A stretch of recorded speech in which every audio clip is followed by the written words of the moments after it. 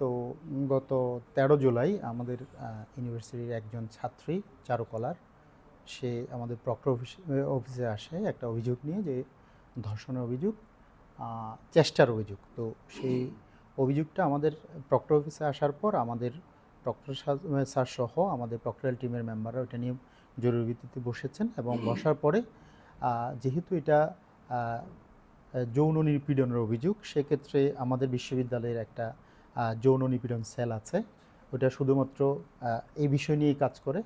তো আমাদের proctor sir নেতৃত্বে আমাদের প্রক্টরাল টিম এটা নিয়ে একটা জরুরি মিটিং করেছিলেন।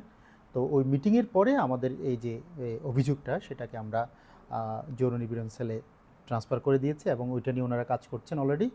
এবং ওইটা আমাদের বিশ্ববিদ্যালয়ের মাননীয় প্রো ভাইস চ্যান্সেলর অ্যাডমিন স্যারের নেতৃত্বেই কিন্তু আমরা ওনার নির্দেশে আমরা এইভাবে কাজটা করেছি এবং এখন অলরেডি ওনারা কাজ করছেন। ওনারা কাজ করার পরে তদন্তের পরে পক্ষ বিপক্ষ দুপক্ষকে ডেকে তারপরে ওনারা একটা ওনাদের যে রিপোর্ট সেটা রিপোর্টটা ডিসিপ্লিনারি কমিটিতে ওনারা সাবমিট করবেন, হেলথ অ্যান্ড ডিসিপ্লিনারি কমিটি যেটা সেখানে, এবং ওইখানে ওনারাই পরবর্তী সিদ্ধান্তটা নেবেন।